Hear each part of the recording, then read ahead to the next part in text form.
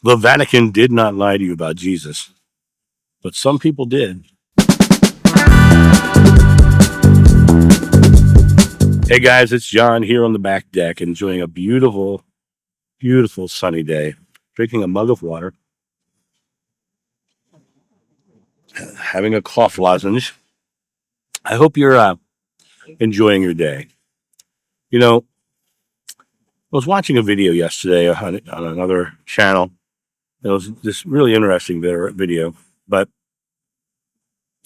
it prompted me to make this video. You know, the video was literally called "They Lied to Us About the Vatican Lied to Us About Jesus," which is interesting because that's one of the videos that interviews that I did. They also was called "The Vatican Lied to You About Jesus," and I've never said the Vatican lied to you about Jesus, but this was titled that way to get more views. So this one was titled that way to get more views too, except for the fact that this guy was actually saying it. And I clicked on, I started watching the videos, and he started saying, this whole fallacy of Jesus and the disciples, there are not 12 disciples. There were 24, and 12 of them were women. And, Mary Magdalene was a split soul of Jesus, and she had the same powers that he did. And he started saying all these things that have no basis in any physical evidence anywhere. And it's interesting because the stuff he was saying didn't even come from him. The stuff he was saying was coming out of New Age teachers and channelers and bringing stuff up. But when you dived into what the New Age teachers and channelers are saying, they're pulling the bulk of their information out of stuff that came from the Theosophical Society. Now, what is the Theosophical Society? Theosophical Society is a very interesting organization, but it started by Madame Blavatsky in the late 1800s. It grew up into the 1920s. It became this big organization, right? And what they were doing was they were trying to marry Hindu teachings with Christianity. And they were creating all these things. All their information that they were teaching was coming from channelings. Right? There's no documented evidence. This is all coming from people, but they had a belief that it was all the teachings were coming from Hinduism. So what did this end up building out to? Right now on YouTube, you'll find people talking about the Essene Gospel of Peace or the Gospel of the Holy 12. Now, what's fascinating about those two writings, once again, no documented evidence that they even exist, right?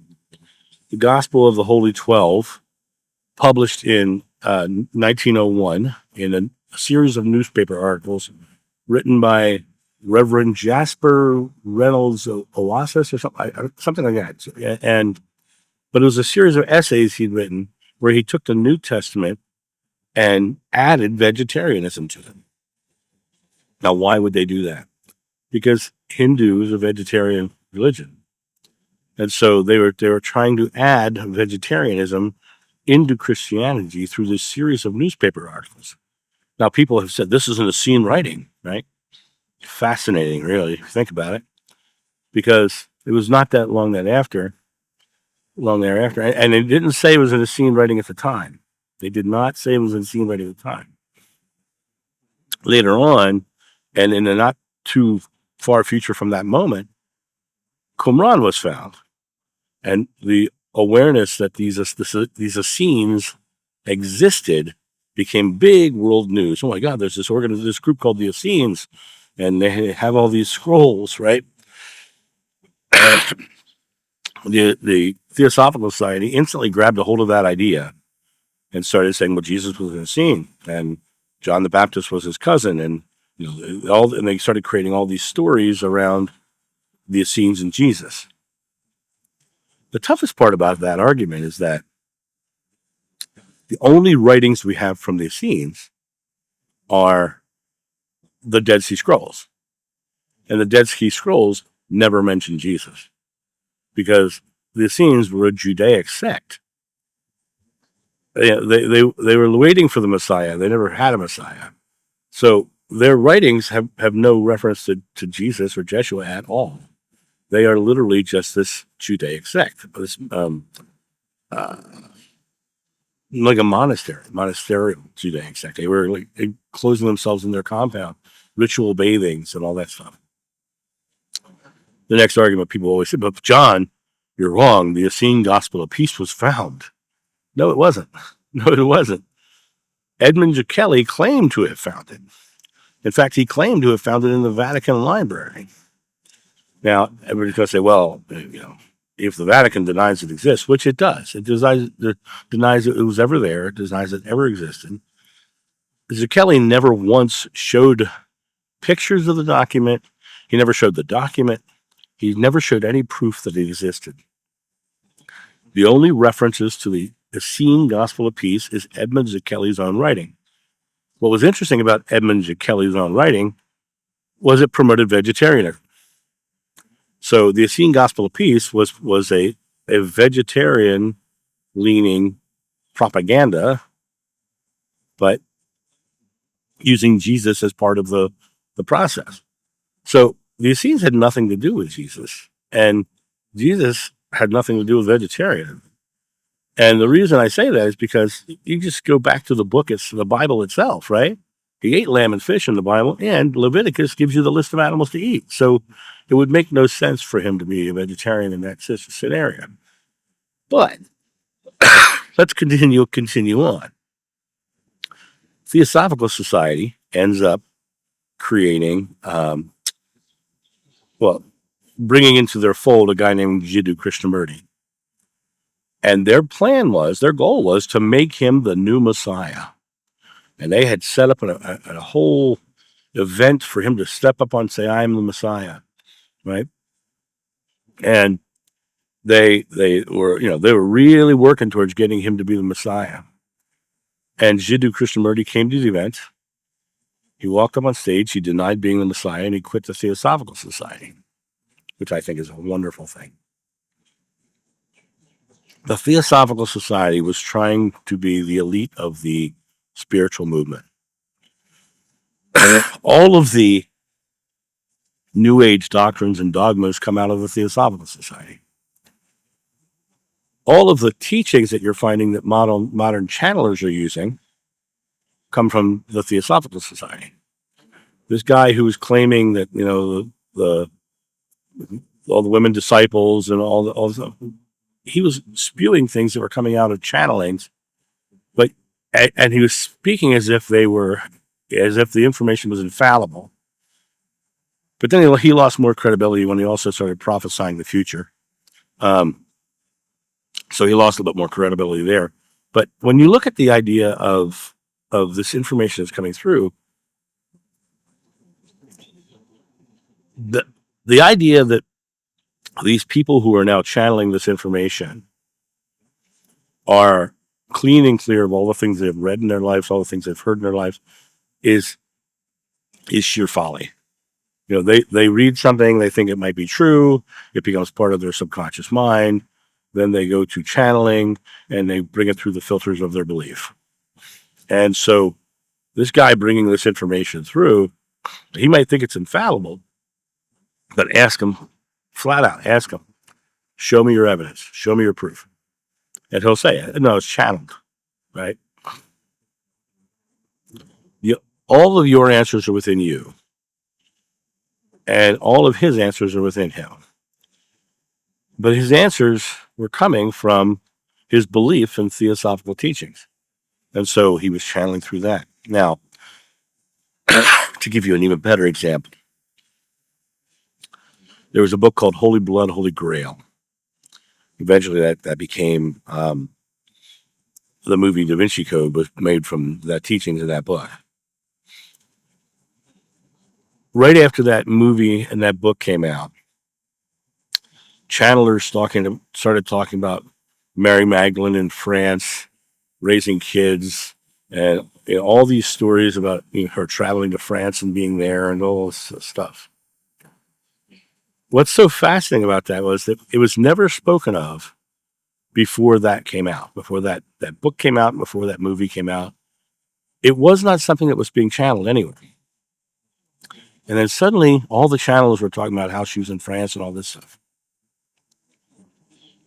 What's interesting about that is that book was proven to be a fraud. And here's how that fraud played out. There was a man, I forget his name, he was a French man, who wanted to prove he was the direct lineage of Jesus. He enlisted a friend to falsify documents that looked historic, and they started putting them in church libraries around France. Like they take them in, they put it into the stuff, and people started reading it and believing it. People were like, "Oh my God, look at this! This is big news, big news, big news." Well, the fraud became known. People started questioning. The police raided his friend's house and found he was in the process of making a new document. So they know it's a fraud. They know the whole story of the French connection with Mary Magdalene and the babies and all that stuff. They know the whole thing is a fraud. But the films and the books put it into the collective consciousness, and people read it and believed it to be true and started to just channel this information to be true. And what's so interesting is the Vatican didn't lie to you about Jesus. The Theosophical Society definitely did, but I don't think it was necessarily lying as much as wishful thinking that they put into action as if it was infallible. Nowadays, we're at the New Age teachers, and what are they leaning into? They're leaning into the Essene gospel of peace. They're leaning into the gospel of 12. They're leaning into the idea that Mary went to France. They're leaning into all of these false doctrines, these false teachings that have no actual basis or evidentiary material to back them up. It's all you have to take all the channelers as infallible to believe it, because there's no evidence at all of any of it. So who lied to us about Jesus? The people who are saying that Jesus was any more than a man who found his divinity. Because nobody knows anything else of the rest of the story. Nobody knows anything else about the rest of the story because none of it's documented. None of it's out there. And the idea that this one guy just said where, Mary Magdalene and he were a split soul and she had the same powers as he, that's all just New Age spewings. And I found it really interesting that his interview continued on to say, it's in my new book, and I have another book coming out. And he started hard selling his books. And I understand that that's why he's doing it. He's a spiritual entrepreneur. But I think he's doing more harm than good. In my first regression,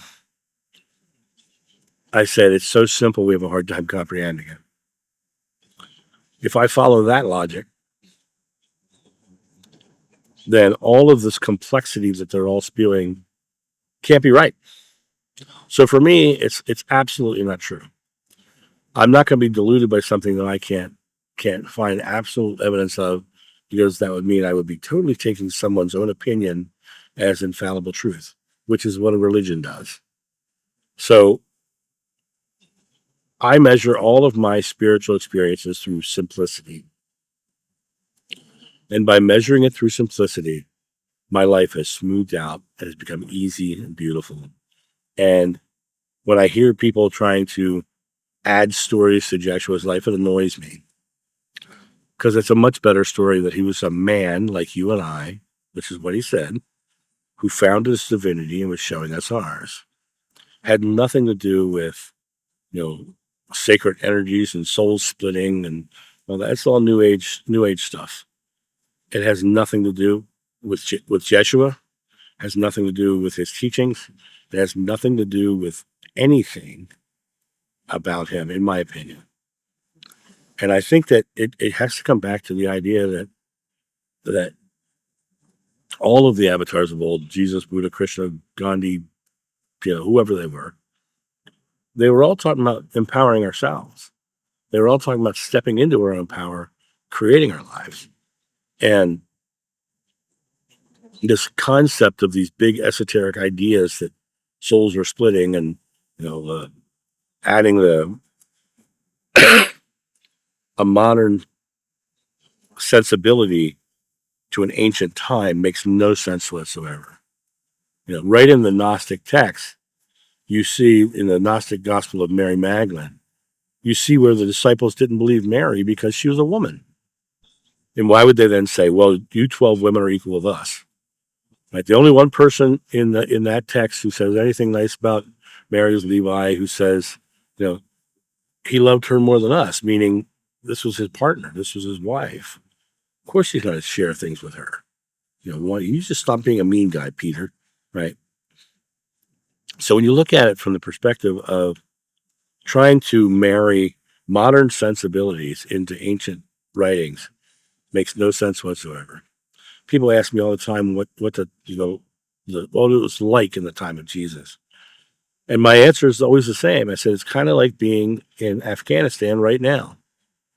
You've got religious rulers, you've got military rulers. Afghanistan's got both in one, the Taliban, right? And you're living in a suppressive society. Women were thought of as secondary and put down and put under. So it was like, it has nothing to do with the modern sensibilities of equality. It didn't exist back then. And people like to add these modern sensibilities into these ancient stories, but that's not how it was. So the people who are quote unquote lying, and I think it's wishful thinking. I don't think they're necessarily lying as much as they want it to be framed as if it was happening today, but it's not. It wasn't. During a time of such inequality and such strife, this one person came out and said, I found my oneness with God. And I'm going to talk to that Samaritan woman at the well. I'm going to talk to her. That was a controversial for him to talk to her. It wasn't anything more than that. But what happens is now they're marketing the Vatican lied to us, or they lied to us about Jesus. They're marketing all that because it makes money. That is the answer to this question. It just makes money. Now, some of you will have seen the video I'm talking about. The second he started talking, I had a bad feeling about the guy. But he's more than welcome to his own belief system. I just don't like the way that he's matter of factly saying this is how it is, when he has absolutely no evidence of that. It's only the stuff that he's pulling from his own mind, which is obvious, very, very obviously trying to match modern sensibilities and using theosophical teachings to do it. So that's my thought on this. You guys have a great day, and I'll talk to you soon. See you. Bye.